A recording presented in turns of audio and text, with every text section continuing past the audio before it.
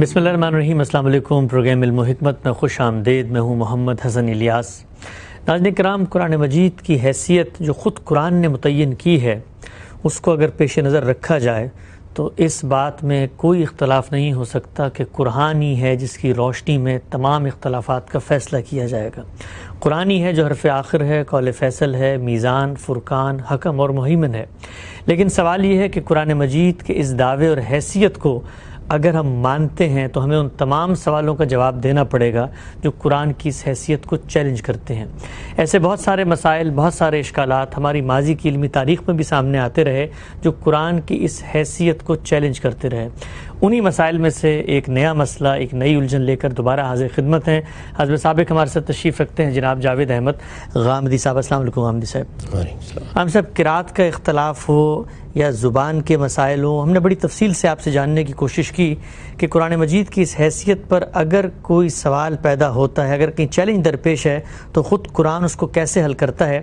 آج اس بحث کو آگے بڑھاتے ہیں اور میں آپ سے سمجھنا چاہتا ہوں کہ قرآن مجید کے بارے میں جب بھی ہم علماء سے گفتگو سنتے ہیں تو کہا یہ جاتا ہے کہ اس کی آیات دو طرح کی ہیں، بعض محکم ہیں، بعض متشابہ ہیں، اور متشابہ آیات کے بارے میں یہ بالعموم سمجھا جاتا ہے کہ اس کے معنی، اس کا مفہوم ہم نہیں جان سکتے، خدا ہی جانتا ہے۔ سوال میرا آپ سے یہ ہے کہ اگر قرآن میزان ہے، اختلافات کا فیصلہ کرنے والا ہے، تو پھر اس کلام کا اپنا مفہوم ہی اگر متعین نہ ہو تو ہم کیسے اس کے پاس جائیں اور اس سے اپنے فیصلے کروائیں؟ یہ بات محض علماء نے نہیں کہی، یہ خود قرآن مجید نے بیان کی ہے۔ سورہ آل عمران میں اس کو باقاعدہ موضوع بنا کر بتایا ہے، یعنی میری آیات محکمات بھی ہیں اور متشابہات بھی ہیں۔ یہ ضرورت کیوں پڑی؟ قرآن مجید کا معاملہ یہ ہے کہ وہ کوئی سیاست، معیشت، معاشرت کی دنیوی کتاب نہیں ہے۔ یعنی ایسا نہیں ہے کہ جس طرح ہمارے ہاں فلسفی، حکماء، ماہرین اس دنیا کے معاملات میں کوئی کتاب لکھتے ہیں تو ظاہر ہے کہ دنیا کے اندر ہمارے سامنے اشیاء ہیں، انسان ہیں، ہم ان کا مشاہدہ کرتے، ان کا تجربہ کرتے، اسی دنیا میں رہ کر معاملات کو دیکھتے اور کچھ چیزوں کا اس سے استنباط کر لیتے ہیں۔ قرآن مجید اس دنیا سے متعلق تو جو کچھ کہنا ہے وہ کہتا ہے، سب سے بڑھ کر یہ خبر دینے کے لیے آیا ہے کہ ایک دن تم سب کو ایک نئی دنیا میں آنا ہے۔ وہ نئی دنیا موت کے بعد سامنے آئے گی، اس میں قیامت کا تصور پیش کرتا ہے۔ اور قرآن مجید کو اگر آپ ایک لفظ میں بیان کرنا چاہیں کہ اس کا اصل موضوع کیا ہے تو وہ انذار قیامت ہے، یعنی قیامت کے بارے میں خبردار کرنا، لوگوں کو یہ بتانا کہ وہ دن آنے والا ہے۔ اب ظاہر ہے کہ یہ دن آنے والا ہے تو کس کی طرف سے آنے والا ہے؟ اللہ پروردگار عالم کی طرف سے آنے والا ہے۔ اللہ پروردگار عالم اس کے حوالے سے یہ بتاتے ہیں کہ میں نے یہ دنیا کیوں بنائی، میں نے انسان کو کیوں وجود بخشا، انسان کے وجود بخشنے کی ابتدا کہاں سے ہوئی، میری ہدایت کی ابتدا کہاں سے ہوئی۔ اس کے نتیجے میں ایک بہت بڑا ماضی وجود میں آتا ہے اور ایک بہت بڑا مستقبل وجود میں آتا ہے۔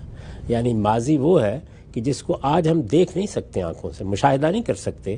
جب یہ بتایا جائے گا کہ آدم و حوا سے انسانیت کی ابتدا ہوئی، یہی دو تھے کہ جن سے سب انسان بعد میں پیدا ہوئے، اللہ نے ان کو اپنی ہدایت سے نوازا، ان کی طرف اپنا پیغام بھیجا، ان کا استعفا کیا، ان کو برگزیدہ کیا، تو ظاہر ہے کہ یہ ماضی کی تاریخ ہے۔ اسی طریقے سے جب یہ بتایا جائے گا قیامت برپا ہوگی، اس میں جنت ہوگی، اس میں دوزخ ہوگی، اس میں لوگ جزا و سزا کے مراحل سے گزریں گے، اس میں ایک نیا جسم دیا جائے گا، اس میں بہت سی نعمتیں ہوں گی، اس کا عیش دائمی عیش ہوگا، جو تم چاہو گے پالو گے، تمہاری کچھ نئی صلاحیتیں ہوں گی جو غیر معمولی طور پر تمہیں عطا کر دی جائیں گی۔ تو یہ گویا مستقبل میں ایک عالم ہے جس کے بارے میں اطلاع دی جا رہی ہے۔ اسی طریقے سے اللہ تعالیٰ اپنی بادشاہی کے بارے میں باخبر کرتے ہیں۔ وہ یہ بتاتے ہیں کہ ملائے اعلیٰ ہے، اس میں میرے فرشتے ہیں، وہ فرشتے میرے پیغامات تم تک لے کے آتے ہیں۔ اسی طریقے سے بعض اور مخلوقات کا ذکر کرتے ہیں، جیسے جنات ہیں، ان کے بارے میں بھی بتاتے ہیں کہ ان کو اس سے پہلے کیا ذمہ داری دی گئی تھی۔ پھر ابلیس زیر بحث آ جاتا ہے۔ تو اگر آپ غور کر کے دیکھیں تو عام حکماء، عام علماء جب دنیا پر کلام کر رہے ہوتے ہیں تو ان کے سامنے یہ مشاہدات کی دنیا ہے، تجربات کی دنیا ہے، اور اس سے استنباط کر کے آپ بات بیان کر سکتے ہیں۔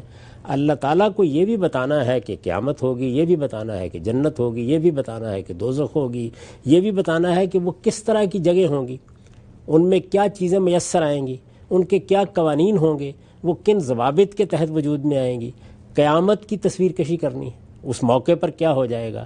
تو یہ جو نادیدہ عالم ہے، یعنی خواہ وہ ماضی سے تعلق رکھتا ہو یا مستقبل سے تعلق رکھتا ہو، اس کو بیان کرنے کا کیا طریقہ اختیار کیا جائے، یہ ہے وہ بنیادی سوال. یعنی وہ چیزیں جو ہمارے سامنے موجود ہیں ان کو تو ہم بیان کر دیں گے، جن کا تصور ہمارے ذہن میں ہے ان کو بھی ہم بیان کر دیں گے. یہ مشکل کیوں پیش آتی ہے؟ اس لیے کہ انسان کی زبان کوئی ماورائی زبان نہیں ہے. انسان کی زبان اس دنیا سے بنتی ہے. اس دنیا میں ہم اشیاء کو دیکھتے ہیں، اس سے تصورات پیدا کرتے ہیں، پھر اس کے بعد انہی کو ہم نام دیتے چلے جاتے ہیں. تو جب تک کوئی چیز ہمارے ہاں مماثل نہ قرار دی جا سکے، ہم اس کو نام نہیں دے سکتے، اس کو بیان نہیں کر سکتے، اس کے کسی تصور کا ابلاغ نہیں کر سکتے. ٹھیک. یہ مشکل ہماری مشکل ہے. یعنی ہم جس دنیا میں رہتے ہیں اس میں ہماری زبان ہی ابلاغ کا ذریعہ ہے. اب اللہ تعالیٰ نہ تو کوئی ماورائی زبان اختیار کریں گے ہم تک اپنی بات پہنچانے کے لیے، نہ کوئی ایسا الہام کریں گے کہ جس سے تصورات خود بخود اندر آ جائیں. جب اسی زبان کو ابلاغ کا ذریعہ بنانا ہے، اس میں کتاب نازل کرنی ہے، اسی میں اللہ تعالیٰ نے کلام کرنا ہے، تو اب یہ بتائیے کہ اس مشکل کو کیسے حل کیا جائے. تو اس کے لیے جو طریقہ اختیار کیا گیا وہ یہ ہے کہ دنیا میں جو چیزیں آپ کو میسر ہوتی ہیں ان کو بنیاد بنا کر، ان کو تشبیہ دے کر آپ کے سامنے اس دنیا کی بھی ایک تصویر لے آئی جائے. ٹھیک. تو یہ یہاں کی چیزوں کو مشابہ ٹھہرا کر اس دنیا کے احوال بیان کرنا، اس کے لیے جو آیات قرآن مجید میں آتی ہیں ان کو آیات متشابہات کہا جاتا ہے. اچھا. اس کا ہرگز یہ مطلب نہیں ہوتا کہ ان کے کوئی معنی ہم نہیں جانتے. یہ ایک ایک لفظ کے معنی ہم جانتے ہیں. یعنی جب قرآن مجید جنت کی تصویر کھینچتا ہے تو عربی زبان ہی کے معروف الفاظ استعمال کرتا ہے. جب وہ کہتا ہے جنات تجری من تحت الانہار، تو اس کے معنی سمجھنے میں کوئی دقت نہیں ہوتی. جب وہ یہ کہتا ہے وہ جنات ہے، باغات ہے، جنات و عدن ہے، فردوس ہے، تو یہ عربی زبان کے معروف الفاظ ہے. ان کے معنی سمجھنے میں ہمیں کہیں کوئی پریشانی پیش نہیں آتی. ٹھیک. اس کو آپ ایک مثال سے سمجھ سکتے ہیں کہ جب کبھی کوئی خواب بیان کیا جاتا ہے، جیسے کہ سیدنا یوسف نے اپنا خواب بیان کیا کہ میں یہ دیکھ رہا ہوں کہ 11 ستارے ہیں اور سورج اور چاند ہیں اور میرے سامنے سجدہ ریز ہو رہے ہیں. تو یہ عربی زبان میں نقل ہوا ہے خواب سورہ یوسف میں. اس کے معنی سمجھنے میں کوئی دقت نہیں ہے. ٹھیک. یعنی 11 کے لیے کیا لفظ ہے، ستاروں کے لیے کیا لفظ ہے، چاند کے لیے کیا لفظ ہے، سورج کے لیے کیا لفظ ہے، میں ان کو دیکھ رہا ہوں، خواب میں دیکھ رہا ہوں، یہ سب کچھ بالکل واضح ہے. لیکن اس کی حقیقت کیا تھی؟ یعنی جب انہوں نے یہ کہا کہ میں 11 ستاروں کو اور سورج اور چاند کو اپنے سامنے جھکتے ہوئے دیکھ رہا ہوں، تو معنی کو سمجھنے میں سیدنا یعقوب کو بھی کوئی دقت نہیں ہوئی. اور اب جب ہم اس آیت کو پڑھتے ہیں تو ہمیں بھی کوئی دقت نہیں ہوتی. لیکن اس کا مصداق کیا تھا، یعنی اس کی حقیقت کیا تھی؟ وہ جو حقیقت ہوتی ہے وہ اس طرح کے اسالیب میں ہمارے سامنے نہیں ہوتی. ٹھیک. یعنی جس چیز کی تمثیل ہے، جس چیز کو بیان کیا جا رہا ہے، وہ جب اپنی حقیقی صورت میں سامنے آئے گی تو کیا ہوگی؟ عربی زبان میں کسی چیز کی حقیقت کو تعویل کہا جاتا ہے. اچھا. اسی وجہ سے خواب کی تعویل، سیدنا یوسف کہتے ہیں نا کہ مجھے اللہ تعالیٰ نے تعویل احادیث کا علم دیا ہے، یعنی میں چیزوں کی حقیقت کو بیان کر سکتا ہوں. تو چیزوں کی حقیقت کو سمجھنا یہ ایک چیز ہے، اور کسی چیز کو جب آپ بیان کر رہے ہوتے ہیں تو اس کے معنی سمجھنا، الفاظ کا مطلب سمجھنا، یہ بالکل اور چیز ہے. تو قرآن مجید نے یہ بتایا ہے کہ چونکہ اس کتاب میں ایک طرف تم کو یہ بتانا ہے کہ اس دنیا میں تمہیں کرنا کیا ہے، تم سے کیا چیز مطلوب ہے، تزکیہ مطلوب ہے تو اس کے لیے کیا اہتمام کرنا ہے، اگر تم نے آلودگی سے اپنے آپ کو بچانا ہے تو اس کے لیے کیا اہتمام کرنا ہے، وہ کیا چیزیں ہیں جو تمہیں بدن کی طہارت کے لیے اپنانی ہیں، وہ کیا چیزیں ہیں جو تمہیں خور و نوش کی طہارت کے لیے اپنانی ہیں، وہ کیا چیزیں ہیں جو تمہیں اپنے اخلاق کی طہارت کے لیے اپنانی ہیں. تو دین کا وہ حصہ جس میں احکام ہیں، جس میں ہدایات ہیں، ان کے بیان کرنے کے لیے تو تمہاری زبان میں الفاظ بھی ہیں اور تم حقائق سے بھی واقف ہو. ٹھیک. لیکن وہ نادیدہ عالم جو تمہاری آنکھوں کے سامنے نہیں آتا، یعنی جنت کیا ہے، دوزخ کیا ہے، قیامت کیسے برپا ہوگی، ماضی میں کیا ہوا تھا، سیدنا آدم کی تخلیق کس طریقے سے ہوئی تھی، اس تخلیق کے بعد اللہ نے ان سے کیسے کلام کیا تھا، ابلیس کے ساتھ کیا معاملہ پیش آ گیا، وہ کیا چیز تھی جس کا پھل انہوں نے کھا لیا. اب ظاہر ہے کہ یہ سب چیزیں جتنی ہیں یہ جب بیان کی جاتی ہیں تو ان کے لیے کوئی الفاظ ہماری زبان میں موجود نہیں ہیں. ان کو بیان کرنے کے لیے طریقہ یہ اختیار کیا گیا کہ جن چیزوں سے ہم واقف ہیں، جو الفاظ ہمیں معلوم ہیں، ان کے ساتھ گویا ایک مشابہ ٹھہرا کے وہ بات بیان کر دی جائے۔ یہ ایسے ہی ہے کہ جس طرح بعض وہ چیزیں جو آج ہمارے لیے معمول کی چیزیں بن گئی ہیں، یہ ٹیلی ویژن ہے، یہ ریڈیو ہے، یہ انٹرنیٹ ہے، یہ آج کی چیزیں ہیں۔ اب سوچئے تھوڑی دیر کے لیے کہ اگر کوئی آدمی 200 سال پہلے ان کو بیان کرنا چاہتا، تو آج تو میں ایک لفظ بولتا ہوں تو یہ آپ تک منتقل ہو جاتی ہیں۔ اس وقت کیا طریقہ اختیار کیا جاتا؟ تو اس وقت یہی طریقہ اختیار کیا جاتا کہ تشبیہ دی جاتی۔ مثال کے طور پر ہم بیان کرنا چاہتے کہ بجلی کے کمکمے جلیں گے، تو ہم یہی کہتے ہیں نا کہ ایسے چراغ جلیں گے، ایسے دیے جلیں گے جن میں تیل نہیں ڈالنا پڑے گا۔ میں مثال دے رہا ہوں۔ تو یہ اسالیب قرآن مجید کو اختیار کرنا پڑے ہیں جنت کے بیان کے لیے، دوزخ کے بیان کے لیے، ملائے اعلیٰ کے بیان کے لیے، فرشتوں یا جنات کی بعض چیزوں کو واضح کرنے کے لیے، آدم کی تخلیق کے مراحل بتانے کے لیے یہ اسالیب اختیار کرنے پڑے ہیں۔ یہ اسالیب جن آیتوں میں اختیار کیے گئے ہیں ان کو قرآن مجید متشابہات کہتا ہے۔ متشابہات کا مطلب لوگ بالکل غلط سمجھتے ہیں کہ یہ کوئی مشتبہ چیز ہے، یعنی ایمبیگوس کوئی چیز ہے، یعنی یہ کوئی ایمبیگوس چیز نہیں ہے، یہ کوئی مشتبہ چیز نہیں ہے، یہ کوئی مبہم چیز نہیں ہے، یہ واضح آیات ہیں۔ ان کا ایک ایک لفظ واضح ہے، یہ عربی زبان کے معروف اسالیب پر ہے، یہ عربی مبین میں ہے، ان میں کوئی کج پیچ نہیں ہے، ان کی ایک ایک چیز کو ہم ترجمہ کر سکتے ہیں اور سمجھ سکتے ہیں، لیکن ان کی حقیقت کیا ہے؟ یعنی میں آپ کو بتا سکتا ہوں کہ جنت میں نہریں بہتی ہوں گی، جنت میں یہ اللہ تعالیٰ کی نعمتیں ہوں گی، اس کے پھل یہ ہیں، لیکن ان کی حقیقت وہ تو اسی وقت سامنے آئے گی۔ تو یہ حقیقت جن چیزوں کی آج ہم پر واضح نہیں ہے اور اس کو ہم اپنی زبان میں جب بیان کرنا چاہتے ہیں تو اس کے لیے متشابہ اسلوب اختیار کرتے ہیں۔ یہ اسلوب کا بیان ہے جو قرآن مجید نے کہا ہے کہ اس میں محکمات بھی ہیں اور متشابہات بھی۔ اس کے بعد دیکھیے آگے کیا بیان کیا، اگر سورہ آل عمران کا وہ مقام آپ نکالیں تو اس میں آگے یہ بیان کیا ہے کہ آدمی کے اندر اگر ٹیڑھ ہوتی ہے، فی قلوبہم زیغ، وہ کیا کرتے ہیں؟ وہ یہ کرتے ہیں کہ ان متشابہات کی حقیقت کے درپے ہو جاتے ہیں۔ یعنی اس میں ہونا تو یہ چاہیے کہ معنی معلوم ہو گئے، آپ اللہ تعالیٰ نے جتنا علم دیا ہے اس کے اوپر اکتفا کریں، اس پر شکر ادا کریں کہ یہ علم آپ کو مل گیا۔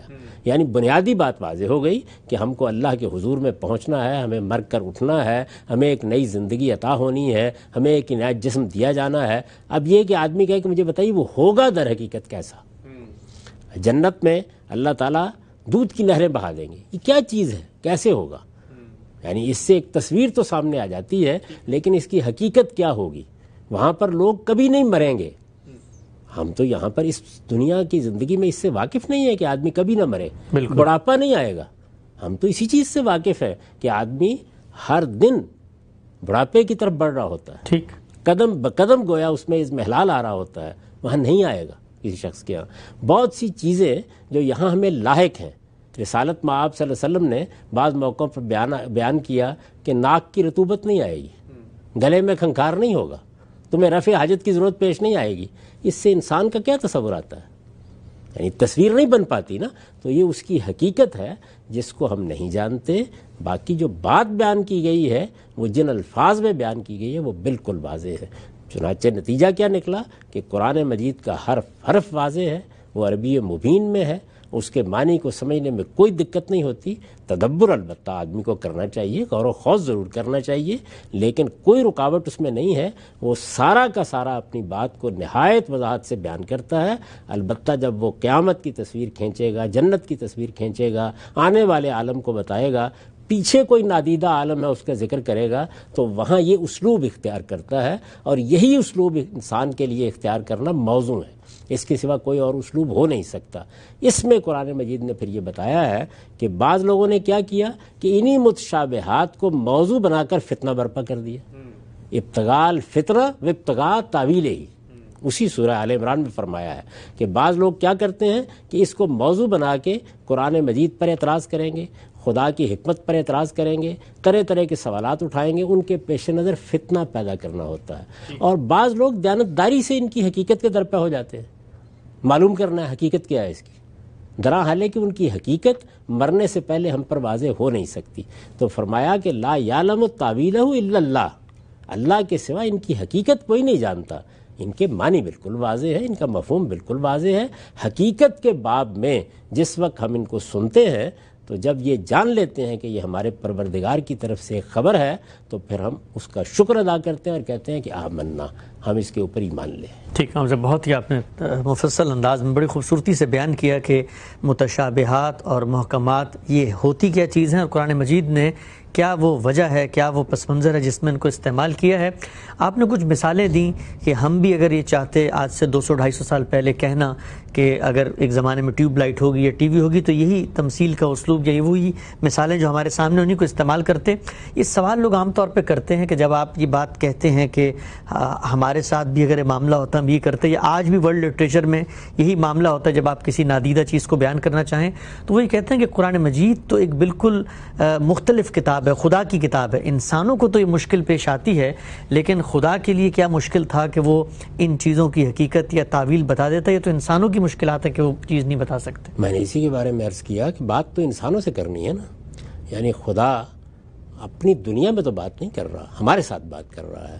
ہمارے ساتھ جب بات کی جائے گی اور اس کے لیے کوئی زبان کا پیرہن اختیار کیا جائے گا، ایک طریقہ تو یہ ہے کہ اللہ تعالیٰ ہمارے دماغ میں وہ بات ڈال دیتے، ہمارے اندر اس کا القاء کر دیتے، یہ سارا دین الہام ہو جاتا ہمیں، تو ظاہر ہے کہ پھر نہ امتحان ہو سکتا، نہ وہ صورتحال پیش آتی جو اس وقت ہے۔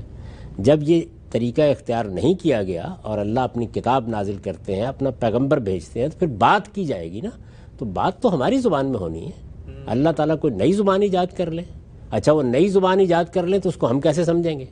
تو اس وجہ سے یہ ہماری ضرورت ہے، یہ ہماری احتیاج ہے، اس کے بغیر ہم انسانوں سے بات ہو نہیں سکتی۔ ٹھیک ٹھیک۔ اچھا ہم سے بھی بتائیے گا کہ جس سورہ آل عمران کی آیت کا آپ نے حوالہ دیا وہیں پر بیان ہوا ہے کہ محکمات ہیں اور وہی ہیں جو ام الکتاب ہیں، تو یہاں پر جو شریعت ہمیں دی جاتی ہے، قانون ہمیں دیا جاتا ہے، اس پہ ہمیں روز عمل کرنا ہے، کیا ان میں بھی کوئی متشابہ آیت موجود ہے کہ اس میں ہم تعویل میں اترے ہیں، وہ بالکل واضح ہیں؟ اور ام الکتاب سے کیا مراد ہے؟ یعنی ایمانیات ہمارے، دین ہمارا، شریعت ہماری، اس میں جو احکام اور ہدایات ہمیں دی گئی ہیں، جو ہم سے مطالبے کیے گئے ہیں، جو ہمارے ایمان کے تقاضے بیان ہوئے ہیں، ان میں کوئی ایسی چیز نہیں ہے کہ جس کو سمجھنے میں کوئی دقت ہو۔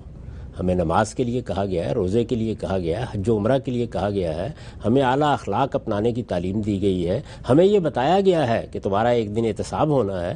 یہ چیزیں بالکل محکمات ہیں۔ آپ ایمانیات کی ایک فہرست ترتیب دیں، قرآن مجید میں اللہ کو ماننا ہے، اللہ کی کتابوں کو ماننا ہے، اللہ کے فرشتوں کو ماننا ہے، اللہ کے پیغمبروں کو ماننا ہے، یہ تمام چیزیں اپنے اجمال میں بالکل واضح ہیں اور انہی پر ہمیں ایمان رکھنا ہوتا ہے۔ اس سے زیادہ کا یہاں تقاضا نہیں کیا گیا۔ یعنی اللہ تعالیٰ نے یہ تو ہم سے تقاضا کیا ہے کہ جب اس نے اطلاع دی ہے کہ میں اپنے فرشتوں کے ذریعے سے دنیا سے ربط پیدا کرتا ہوں اور میں لوگوں کو پیغام بھیجتا ہوں، یا میں پیغمبر بناتا ہوں، یا میں کتابیں نازل کرتا ہوں، یہ جب اطلاع ہمیں دی ہے تو اس کو سمجھنے میں کوئی دقت نہیں، اس پر ایمان رکھنے میں بھی کوئی دقت نہیں۔ لیکن مثال کے طور پر اللہ تعالیٰ جب پیغمبر کی طرف وہی بھیجتے ہیں تو وہی کیا چیز ہے؟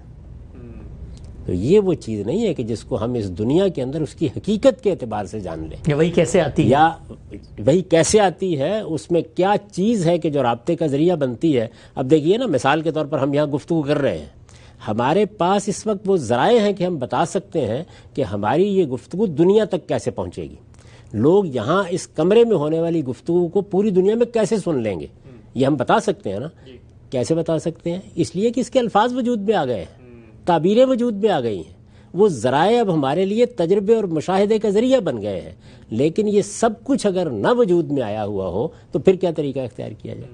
تو اس لیے اللہ تعالیٰ جب کوئی بات بیان کر رہے ہوتے ہیں تو اس سے مقصود یہ ہوتا ہے کہ ایک وہ چیزیں ہیں کہ جو تم سے مطالبات کی صورت میں ہیں، ان چیزوں کو ماننا ہے، واضح ہیں بالکل، ان چیزوں پر عمل کرنا ہے، واضح ہیں بالکل، میں نے اپنی شریعت دی، اپنے احکام دیے، کوئی بہام نہیں ان کے اندر۔ لیکن اس کے ساتھ میں تمہیں یہ خبر دے رہا ہوں کہ قیامت میں جب تم آؤ گے تو وہاں تمہارے لیے ایک نئی دنیا ہوگی۔ اب اس دنیا کی تصویر کیسے دکھائی جائے، اس کے لیے متشابہاتی کا طریقہ اختیار کیا گیا ہے، وہی اختیار کرنا چاہیے۔ ٹھیک ہے، ہم سب آگے بڑھتے ہیں۔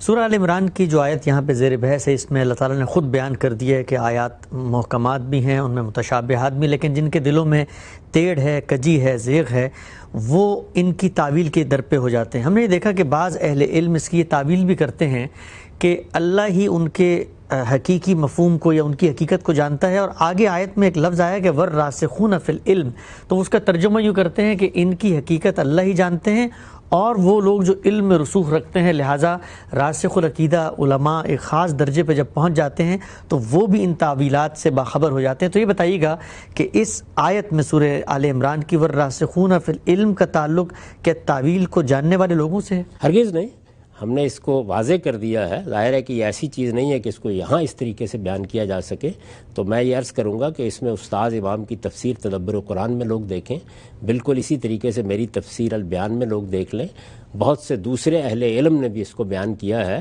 اس میں وقف ہے الراسخون فی العلم سے پہلے، یعنی ان کی حقیقت اللہ ہی جانتا ہے، اور وہ جن کو اللہ نے علم میں رسوخ دیا ہے وہ ان کی حقیقت کے در پہ نہیں ہوتے، بلکہ ان کے سامنے جب یہ چیزیں آتی ہیں تو وہ کہتی ہیں یہ ہمارے رب کا دیا ہوا علم ہے، ہم اس پر ایمان لاتے ہیں۔ اچھا، اس کا تعلق آگے سے ہے؟ اس کا تعلق آگے سے، یعنی وہ مبتدا ہے جس کی خبر آگے آ رہی ہے۔ تو یہ بات تالیف کلام سے بالکل واضح ہو جاتی ہے، اور اگر آپ خود جملے پر غور کریں تو اس کا امکان ہی نہیں رہتا، کیونکہ اگر وہ جانتے ہیں کہ ان کی حقیقت کیا ہے تو آگے کی جملے کی افادیت کیا رہ گئی؟ پھر تو مسئلہ ہی ختم ہو گیا۔ وہاں بات یہ بیان کی گئی ہے کہ یہ قرآن مجید چونکہ تمہیں اس دنیا کے اندر ہدایت دیتا ہے، تمہارے سامنے ایک نصب العین رکھتا ہے، تمہیں قیامت کے لیے تیار کرتا ہے، اس ذیل میں یہ جن چیزوں کو ماننے کے لیے کہتا ہے وہ بھی واضح اور محکم، جن چیزوں پر عمل کرنے کے لیے کہتا ہے وہ بھی واضح اور محکم، لیکن وہ داستان جو تمہاری اگلی زندگی کے لیے تمہیں سنائی جا رہی ہے وہ تمہارے لیے ابھی قابل فہم نہیں ہو سکتی۔ تمہیں اس کی تصویر دکھائی جا سکتی ہے لیکن وہ تصویر تمہاری ہی زبان میں ہوگی، اس کی حقیقت بعد میں سامنے آئے گی، یہ بتایا جا رہا ہے۔ اور یہ کہا ہے کہ ان کی حقیقت اللہ تو جانتا ہے، لیکن جن لوگوں کو اللہ نے علم میں رسوخ دیا ہے وہ ان کے درپے نہیں ہوتے۔ پیچھے بتا دیا ہے کہ ان کے درپے کون ہوتا ہے۔ ان کے درپے وہ لوگ ہوتے ہیں جن کے دلوں میں ٹیڑھ ہوتی ہے، جو صحیح بات کو اس کی صحیح جگہ پر رکھ کر سمجھنے کے لیے تیار نہیں ہوتے۔ اما الذین فی قلوبہم زیغ، یعنی جب دل میں ٹیڑھ پیدا ہو جاتی ہے تو پھر دیکھیے کتنی خوبصورت بات کہی ہے، پھر انسان یا تو انہی چیزوں کو موضوع بنا لیتا ہے، جیسے کہ ہمیں بہت سی مثالیں ملتی ہیں قرآن مجید میں کہ قرآن نے یہ کہا کہ دوزخ کی تہہ میں جو درخت اگے گا وہ تھوہر کا درخت ہوگا، زقوم کا درخت ہوگا۔ اب ظاہر ہے اس سے بیان کیا مقصود تھا؟ بیان کرنا یہ مقصود تھا کہ اس دنیا میں کیا رونق ہے، کیا درخت ہیں، کیا پودے ہیں، کیا سرسبزی ہے، وہاں پر تھوہر ہی ہوگا تمہارے سامنے۔ اب اس سے عبرت پکڑنے کی بجائے انہوں نے موضوع اس کو بنا لیا کہ ایک طرف تو قرآن ہمیں یہ بتا رہا ہے کہ دوزخ میں آگ جل رہی ہوگی، دوسری طرف کہتا ہے وہاں درخت بھی ہوگا۔ تو یہ کیا چیز ہے؟ یہ ابتغائے فتنہ ہے، یعنی آپ بات کو سمجھے ہی نہیں، نہ آپ اس آگ کی نوعیت کو سمجھے، نہ آپ وہاں درختوں کے ہونے کو سمجھے، آپ نے اس دنیا پر قیاس کر کے اس کو تضحیک کا، استہزاء کا موضوع بنا لینا چاہا، یہ ابتغائے فتنہ ہوا۔ اچھا، اسی طریقے سے بعض متکلمین، بعض فلسفے سے شغف رکھنے والے لوگ اس میں اتر گئے کہ اچھا یہ دیکھا جائے کہ اس قدیم ہستی سے یہ حادث دنیا وجود میں کیسے آئی ہے، ان کا باہمی ربط کیا ہے، اس کے اسماء و صفات کا اس پر پرتو کیسے پڑتا ہے، تخلیقی عمل کس طریقے سے ہوتا ہے۔ یہ ہماری گرفت میں آنے کی چیزیں نہیں ہیں، ان کے بارے میں اجمالی علم قرآن مجید نے دیا ہے۔ ایک وحی کو لے لیجئے، جیسے میں نے عرض کیا، جس پر ہمیں ایمان لانا ہوتا ہے، یعنی ہم یہ مانتے ہیں کہ محمد الرسول اللہ پر اللہ کی طرف سے وحی آتی تھی، یہ مانتے ہیں کہ پہلے پیغمبروں پر یہ وحی آتی تھی اور اس کے ذریعے سے قرآن نازل ہوا ہے، یہ سب مانتے ہیں۔ لیکن جب لوگوں نے یہ سوال کیا کہ اس کی حقیقت کیا ہے، یسألونک عن الروح، یہ وحی جو آتی ہے یہ کیا چیز ہے، تو اللہ تعالیٰ نے یہ بتایا کہ یہ میرا امر ہے جو صادر ہوتا ہے، وہی الفاظ کی صورت اختیار کر لیتا ہے، یہ میرا امر ہے جو صادر ہوتا ہے وہی مخلوقات کی صورت اختیار کر لیتا ہے، یہ ایک کلمہ ہے جو میری زبان سے نکلتا ہے اور پھر وہ تم تک ابلاغ کے سارے مراحل طے کرتا ہوا پہنچ جاتا ہے۔ وما اوتیتم من العلم الا قلیلا، لیکن تمہیں اس کی حقیقت کا علم بہت تھوڑا دیا گیا۔ تو اس سے تنبیہ کی گئی کہ وہ چیزیں جو انسان کے جاننے کی ہیں وہ سب اللہ نے اپنی کتاب میں بیان کر دی ہیں، وہ چیزیں جن کی حقیقت کو سمجھنا یہاں انسان کے لیے ممکن نہیں ہے ان کا اجمالی تعارف کرا دیا ہے، اسی زبان میں کرا دیا ہے جس کو انسان سمجھتا ہے، اس میں تشبیہ کا طریقہ اختیار کیا گیا ہے، رہی ان کی حقیقت تو وہ قیامت کے بعد سامنے آئے گی۔ ٹھیک، ارقم صاحب نے فرمایا کہ جو یہ رائے ہے کہ ان کی حقیقت کیا علماء بھی جان سکتے ہیں، اس آیت میں اس کلام سے کیا مراد ہے؟ عام طور پہ ایک روایت بھی پیش کی جاتی ہے اور یہ کہا جاتا ہے کہ یہ جو تعویل کا علم ہے یہ بھی بعض لوگوں کو حاصل ہو سکتا ہے۔ رسالت میں آپ صلی اللہ علیہ وسلم سے منسوب ایک دعا ہے سیدنا ابن عباس کے حق میں کہ فرمایا کہ علمہ التعویل، کہ اللہ تعالیٰ ان کو تعویل کا علم جو ہے وہ سکھا دے۔ تو یہاں پر کون سے علم سکھانے کی بات ہو رہی ہے؟ یہ تفسیر کے معنی میں ہے، جیسے ہم بھی بولتے ہیں نا آپ دیکھیں کہ بہت سی ہمارے ہاں تفسیریں قرآن کی لکھی گئی ہیں جن کو تاویل ہی کا نام دیا گیا ہے. تاویل، تفسیر یعنی کسی چیز کے معنی جاننے کی کوشش کرنا، یہ ایک دوسرا استعمال ہے. تو یہ استعمال قرآن مجید میں بھی ہوا ہے اور یہ استعمال آپ کو حدیث میں بھی نظر آ جائے گا بعض جگہ. لیکن تاویل کا اصل مدعا کیا ہے؟ حقیقت. اور حقیقت جب کسی چیز کی آپ جاننا چاہتے ہیں تو وہ آپ کے یا مشاہدے کی چیز ہونی چاہیے یا تجربے کی چیز ہونی چاہیے، یا تجربے اور مشاہدے میں کسی دوسرے کے وہ آ گئی، الفاظ اس کے لیے تیار ہو گئے، آپ تک اس کا ابلاغ ممکن ہونا چاہیے. تو جنت دوزخ کا معاملہ یہ نہیں ہے. تو وہاں یہ لفظ استعمال ہوا ہے چیز کی حقیقت کے معنی میں. ٹھیک. ہم سے بتائیے کہ قرآن مجید کو جب ہم کھولتے ہیں اور جب ہمیں یہ علم آ جائے کہ بعض آیات متشابہات ہیں، بعض محکمات ہیں، تو جہاں سے آغاز ہو رہا ہے دوسری سورہ کا، سورہ بقرہ کا، تو اس کے شروع میں آتا ہے الف لام میم. اس کی جب تفسیر یا اس کی توضیحی مزید کو ہم نیچے دیکھتے ہیں تو علماء نے اس کو بھی متشابہ بعض لوگوں نے قرار دیا اور کہا کہ ان کا جو تعویل، ان کا جو مفہوم ہے، ان کی جو مراد ہے وہ اللہ کے سوا کوئی نہیں جان سکتا. تو یہ مجھے بتائیے گا کہ جب ہم قرآن کو کھول رہے ہیں، ایک عام بندہ قرآن سے متعلق ہو رہا ہے، تو کھولتے ہی اس کو یہ میسج ملتا ہے کہ اس کے تو آغاز ہی میں کوئی ایسی چیز ہے کہ جس کے معنی کو ہم نہیں جانتے، نہ اس کا تعلق جنت سے ہے، نہ جہنم سے، نہ نادیدہ عالم سے ہے. تو یہ حروف مقطعات یا الف لام میم یا باقی جو آتے ہیں، یہ کیا متشابہات ہیں یا محکمات ہیں؟ ہرگز نہیں، یہ صورتوں کے نام ہیں. اگر آپ دیکھیں تو تمام محقق علماء اس کو بڑی وضاحت سے بیان کرتے ہیں. آپ زمخشری کی تفسیری کا مقدمہ دیکھ لیں، امام رازی کے یہاں دیکھ لیں، سب اس بات سے واقف ہیں کہ یہ صورتوں کے نام ہیں. یعنی اللہ تعالیٰ نے صورتوں کے نام اس طریقے سے رکھے ہیں. آپ جانتے ہیں کہ قرآن مجید کی دوسری سورہ کا نام ہے البقرہ. البقرہ کے معنی کیا ہے؟ گائے یا بیل. تو آپ یہ بتائیے کہ سورہ کے مضمون سے اس کا کیا تعلق ہے؟ اگر آپ کو مثال کے طور پر البقرہ کے معنی بھی نہ آتے ہوں تو اس سے قرآن کے فہم میں کیا فرق واقع ہوگا؟ کچھ کی صورت پڑھیں گے سمجھ میں آ جائے گی. اچھا، اسی طرح آل عمران کیا ہے؟ یعنی آل عمران جو تیسری سورہ ہے، اس میں ایک جگہ یہ آیت آ گئی ہے کہ ان اللہ اصطفیٰ آدم و نوحم و آل ابراہیم و آل عمران علی العالمین. یعنی سیدنا مسیح علیہ السلام کے خاندان کا ذکر ہو رہا ہے. وہاں ان کے جد ہیں عمران، ان کا ذکر آ گیا ہے. تو اب لوگوں نے اس سورہ کا نام کیا رکھ لیا؟ آل عمران. یہ جو اس وقت آپ کو صورتوں کے نام ملتے ہیں یہ زیادہ تر صحابہ کے رکھے ہوئے ہیں. اچھا، اللہ تعالیٰ نے جو صورتوں کے نام رکھے ہیں وہ حروف مقطعات کی صورت میں ہیں. اور اس راز کو امام فراہی نے بہت خوبی سے کھولا ہے. انہوں نے یہ بتایا کہ اصل میں قدیم زبانوں میں یہ جو حروف تہجی ہیں، الفابیٹس ہیں، یہ اشیاء کی علامت ہوتے تھے. جیسے بقرہ ہے تو بقرہ کیا ہے؟ ایک جانور کا نام ہے، اس پہ آپ نے نام رکھ لیا. اسی طرح کسی شخص کے نام پہ نام رکھ لیا. آپ دیکھیے قرآن مجید کی سورہ قلم. قلم بھی ایک چیز ہے نا جسے لکھا جاتا ہے. نون والقلم وما یسطرون، اس میں چونکہ قلم کا لفظ آ گیا اس کا نام رکھ دیا. اس کا نام اللہ تعالیٰ کا رکھا ہوا کیا ہے؟ نون. نون مچھلی کو کہتے ہیں. تو یہ حروف تہجی جو قدیم حروف تہجی ہیں، یہ عبرانی سے آئے ہیں. یہ سب کے سب اشیاء کے نام ہیں. ٹھیک. اور چیزوں ہی کی صورت میں شروع میں یہ حروف لکھے جاتے تھے. آہستہ آہستہ ان کی شکلیں بدلتی چلی گئیں. جو لوگ حروف کی تاریخ سے واقف ہیں، تحریر کے ماضی اور پس منظر کو جانتے ہیں، وہ اس بات کو بھی جانتے ہیں کہ یہ کتنی قوی بات ہے جس کی طرف امام فرائی نے اشارہ کر دیا ہے. تو انہی چیزوں کو، یعنی نمایاں چیزوں کو ملا کے اللہ تعالیٰ نے صورتوں کے نام رکھ دیے ہیں. آپ ان کا مفہوم نہ جانیں اس سے کوئی فرق نہیں پڑتا. ان کو متشابہات نہیں کہتے. ٹھیک، ہم سب آگے بڑھتے ہیں.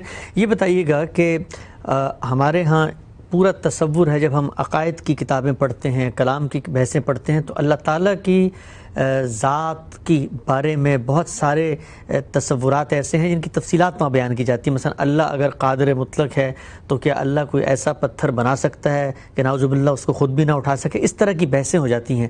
تو کیا اللہ تعالیٰ یہ ان متشابہ آیات کی تعویل کے بارے میں انسانوں کو روک کے یہ پیغام دے رہے ہیں کہ جس چیز کا ان کو علم نہیں ہے وہ اس میں آگے بڑھ کے مفروضات کی بنیاد پر خدا کی ذات کے حوالے سے کوئی تصورات قائم نہ کریں؟ دیکھیے، قرآن مجید نے اللہ تعالیٰ کی ذات کے بارے میں یہ بتایا ہے کہ انسان کے پاس کوئی چیز نہیں جس سے اس کی مثال دی جا سکے. ٹھیک. جنت کی مثال دی جا سکتی ہے، دوزخ کی دی جا سکتی ہے، جنت کی نعمتوں کی دی جا سکتی ہے، قیامت کے برپا ہونے کے عمل کی دی جا سکتی ہے. لیکن اسے بیان کیا گیا نفخ فی الصور، نرسنگا پھونک دیا جائے گا. تو نرسنگا یا بوک یا کرنا، اس سے ہم بھی واقف ہیں. ہمارے ہاں بھی اس طریقے سے بعض موقعوں کے اوپر اطلاع دی جاتی ہے یا اعلان کیا جاتا ہے یا منادی کی جاتی ہے تو ہم اس سے واقف ہیں، لیکن اللہ تعالیٰ کی ذات کا کوئی پرتو بھی یہاں موجود نہیں ہے، یعنی نہ انسان میں نہ کائنات میں۔ جب یہ سب کچھ نہیں ہے تو یہ اصول بتایا گیا کہ لیس کمثلہ شیء، ٹھیک، یعنی اس جیسی کوئی چیز ہی نہیں ہے، تو یہاں متشابہ اسلوب اختیار نہیں کیا جا سکتا۔ اس لیے یہ فرمایا کہ تمہاری ساری تگ و دور جد و جہد یہ ہونی چاہیے کہ تم اللہ کی صفات کو سمجھو، اللہ کے سنن کو سمجھو، یہ بات کہ اللہ کیسا ہے، اس نے کائنات سے تعلق کیسے پیدا کیا ہے، اس کی صفات کا باہمی تعامل کس طرح واقع ہوتا ہے، یہ تخلیقی عمل کس طریقے سے ہوا ہے، یہ تمہارے فہم سے ماورا چیز ہے۔ یہ جو آپ نے مثال دی یہ تو خیر بہت ہی احمقانہ قسم کی باتیں ہیں۔ علم کلام میں جو مباحث اصل میں ہوتے ہیں وہ اللہ تعالیٰ کی صفات کے ذات کے ساتھ باہمی تعلق کو دیکھنے کے لیے، پھر ذات اور صفات سے جو تصویر بنتی ہے اس تصویر کا ظاہر ایک ماورائی پہلو ہے، وہ کس طرح اس مادی دنیا سے متعلق ہوتا ہے، یہ زیادہ مباحث ہوتے ہیں۔ اس میں بھی ہماری رہنمائی قرآن مجید نے یہ کی ہے کہ یہ سب چیزیں تمہارے علم سے ماورا ہیں، اس میں تمہارے لیے صحیح علم یہ نہیں ہے کہ تم ان کے جواب معلوم کر لو، اس میں صحیح علم یہ ہے کہ تم اپنے حدود معلوم کر لو۔ یعنی تمہیں معلوم ہونا چاہیے کہ تمہارے لیے اگر کسی چیز کا تصور قائم کرنا ممکن ہے ذات خداوندی کے بارے میں تو وہ صفات ہیں۔ کیوں ممکن ہے؟ اس لیے کہ رحمت، اس لیے کہ عدل، اس لیے کہ برکت، یہ سب چیزیں جو اللہ تعالیٰ کے حوالے سے بیان کی جاتی ہیں صفات میں، ان کا کچھ نہ کچھ پرتو تمہارے اندر بھی موجود ہے۔ یعنی اللہ تعالیٰ نے اپنی صفات کا ایک پرتو تمہارے اندر ڈال دیا ہے۔ اسی طرح سے اس کی قدرت، اس کی حکمت، یہ اس کائنات کے ذرے ذرے سے نمایاں ہوتی ہے۔ قدرت کیا چیز ہے، حکمت کیا چیز ہے، اس کا ایک احساس تمہارے اندر بھی موجود ہے اور تم اپنے لیے بھی وہ الفاظ بولتے ہو۔ چنانچہ دیکھیے نا کہ اللہ تعالیٰ بھی رؤوف و رحیم ہے، رسالت بآب صلی اللہ علیہ وسلم کا تعارف کرایا گیا تو کہا گیا کہ وہ بھی تمہارے لیے رؤوف و رحیم ہے۔ تو اللہ تعالیٰ کی صفات تو انسانوں کے ساتھ مشترک ہوتی ہیں، یعنی اس مفہوم میں نہیں جس میں اللہ کے لیے ہے، لیکن ایک درجے میں کسی جگہ تک وہ ہمارے ہاں بھی پائی جاتی ہیں تو ہم ان کو سمجھ سکتے ہیں۔ اصول کیا ہے؟ وہ چیز جو اس دنیا میں پائی جاتی ہے جس کا کچھ نہ کچھ عکس یہاں ہم دیکھ سکتے ہیں، اس کے لیے لفظ موجود ہوگا، یعنی رافت، رحمت، یہ سب الفاظ موجود ہیں نا۔ یہ الفاظ قرآن نہیں وجود میں لایا، یہ پہلے سے موجود ہے۔ کیوں موجود ہے؟ اس لیے کہ یہ تصورات موجود ہیں، محبت، نفرت، یہ جذبات پہلے سے ہمارے اندر موجود ہیں، غضب، قہر، ان چیزوں سے ہم واقف ہیں۔ جب ہم ان سے واقف ہیں تو اب اللہ کی صفات کو بھی اگر بیان کرنا ہو تو یہی الفاظ مستعار لیے جا سکتے ہیں، لیکن ذات خداوندی کے بارے میں سرے سے کوئی چیز ہی موجود نہیں ہے۔ تو وہاں یہ کہا گیا کہ اللہ کے معاملے میں اس طرح کی مثالیں مت دو، اس لیے کہ لیس کمثلہ شیء۔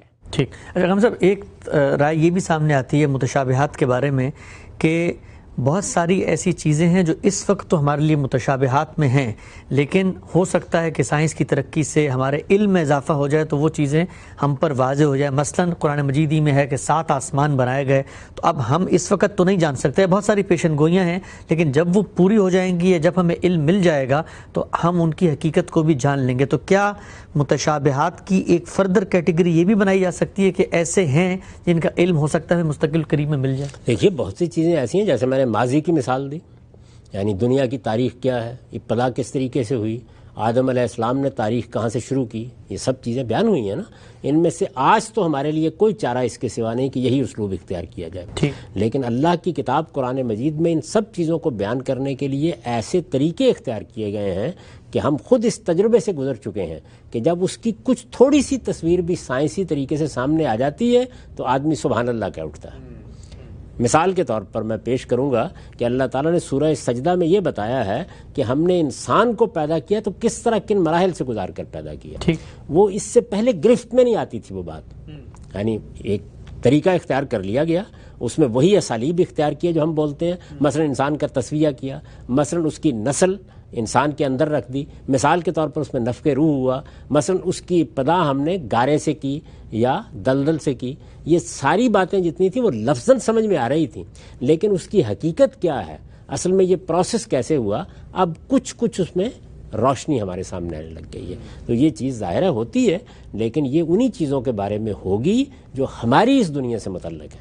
ہماری اس دنیا میں ہے 7 سماوات، یعنی کائناتیں ہمارے سامنے ہیں، ان میں سے ایک کائنات کے اندر ہم رہتے ہیں، اس کی زمین پر ہمارا مستقر ہے، اس لیے یہ ہماری دنیا کی چیز ہے، اگرچہ ابھی نگاہوں سے اوجھل ہے۔ تو جو چیزیں نگاہوں سے اوجھل ہیں لیکن وقت کے ساتھ سامنے آ سکتی ہیں، ان کی حقیقت بھی سامنے آ سکتی ہے۔ اللہ تعالیٰ نے البتہ جو چیزیں قیامت کے بارے میں بیان کی ہیں، جنت کے بارے میں بیان کی ہیں، دوزخ کے بارے میں بیان کی ہیں، اپنی ذات و صفات کے باہمی تعلق کے بارے میں بیان کی ہیں، وہ سائنس کی گرفت کی چیز نہ ہیں نہ آ سکتی ہیں، اس لیے وہ ہمیشہ ایسے ہی رہیں گی۔ تو ایک جزوی سا معاملہ آپ کہہ سکتے ہیں جس میں توقع کی جا سکتی ہے کہ کسی حد تک شاید ہم اس کو گرفت میں کبھی لے سکیں۔ ٹھیک، ہم سب علوم قرآن جو ہے ہمارے یہاں قرآن مجید کے انہی گوشوں کے اوپر مشتمل علماء کی کاوشیں ہیں، وہ اس پر گفتگو کرتے ہیں۔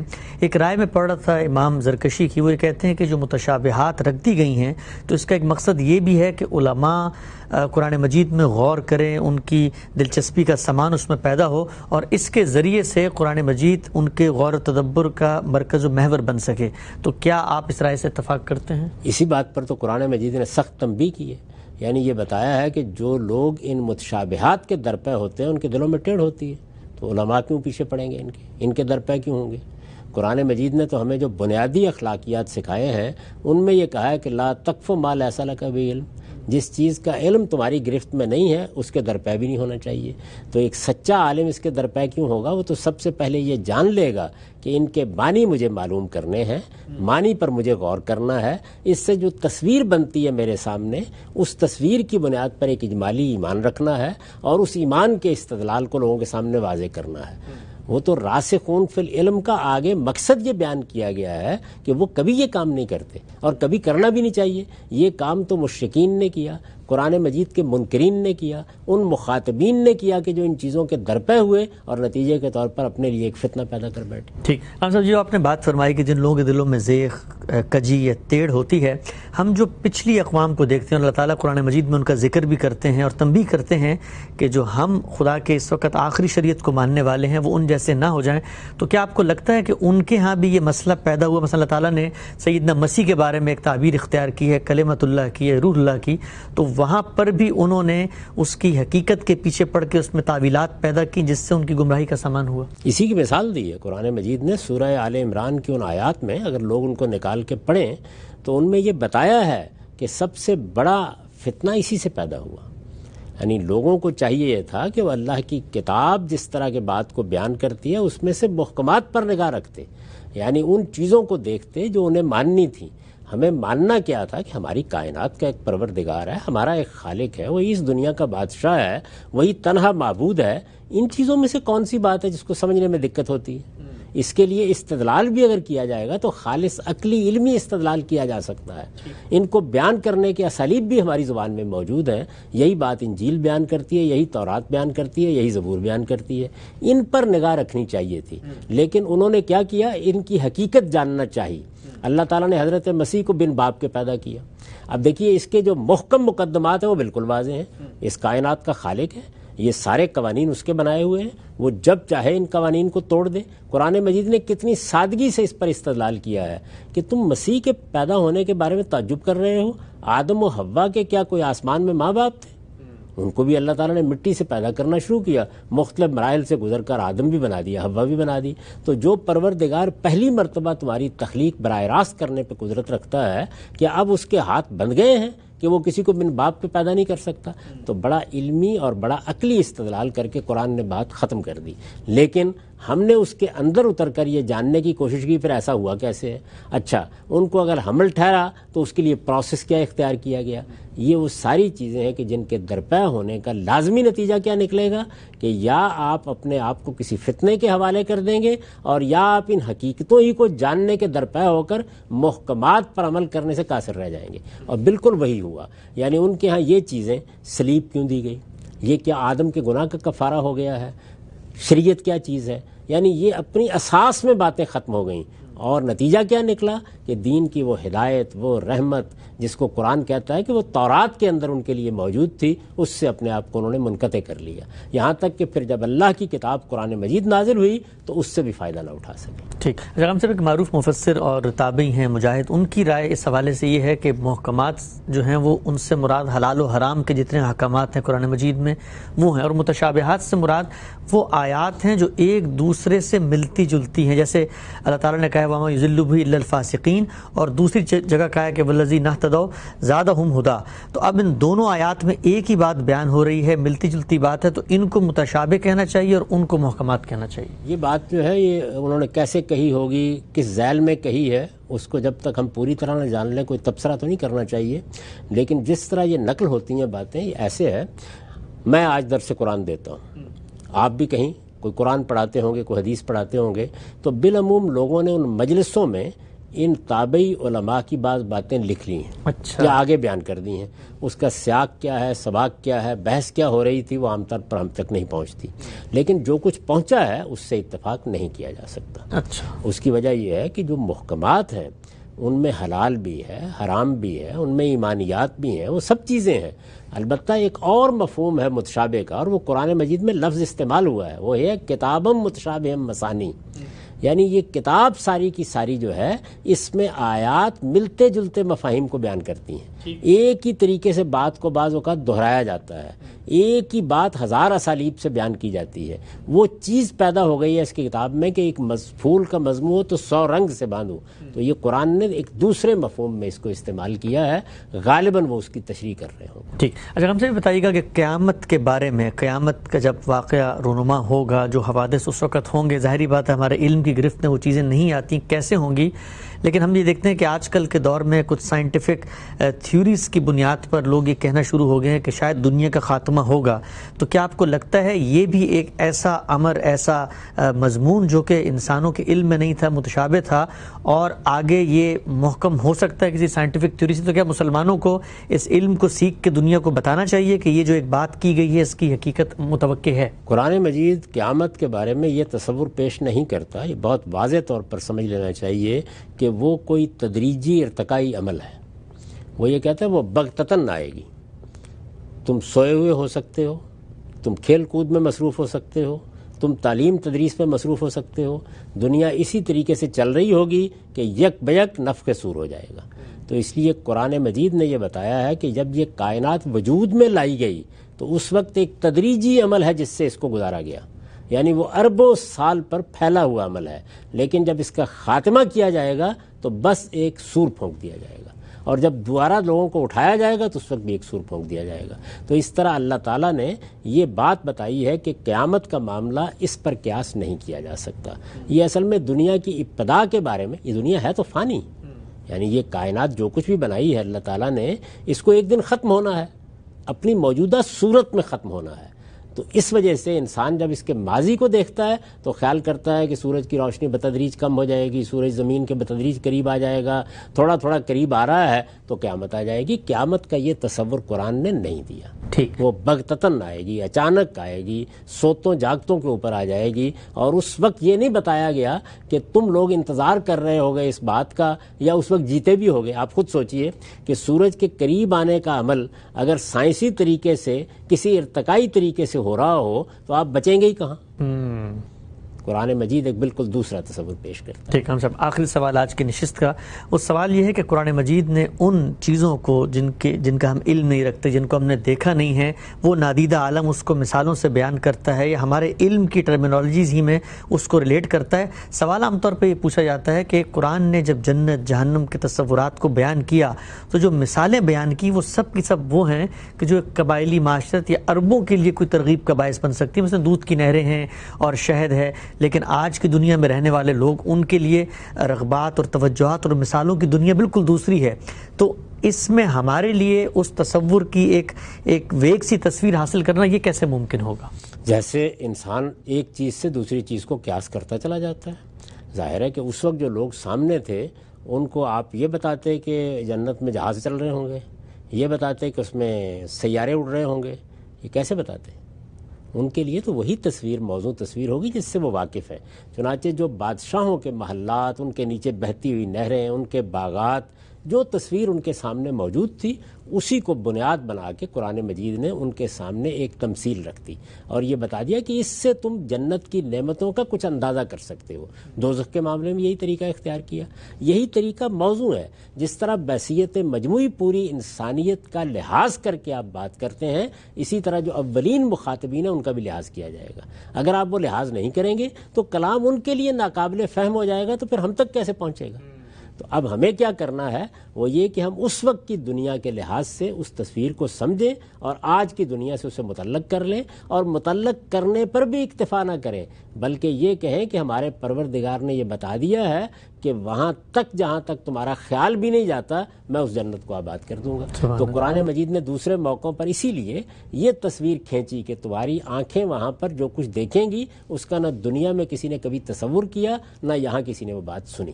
ٹھیک ہے ہم سب بہت بہت شکریہ آپ کے وقت کا۔ پروگرام کہاں پہ وقت ختم ہوتا ہے ناظرین، آج ہم نے بہت تفصیل سے جاننے کی کوشش کی کہ محکم اور متشابہ آیات کون کون سی ہیں، ان سے مراد کیا ہے، ان کی تعویل کے بارے میں اللہ تعالیٰ کی تنبیہ کیا ہے، اور ایک سچے پختہ مسلمان اور بندہ مومن کو پروردگار عالم کی ہدایات کو سمجھنے کے لیے کیا رستہ ہے جو اختیار کرنا چاہیے ہے۔ یہ مضمون کہ قرآن مجید حرف آخر قول فیصل ہے، اس کی حیثیت کیا ہے، اس پر اور کون سے چیلنجز اور سوالات پیش کیے جاتے ہیں، انشاءاللہ آئندہ نشست میں انہیں زیر بحث لائیں گے۔ اب تک آپ کے وقت کا بہت شکریہ۔ اللہ حافظ۔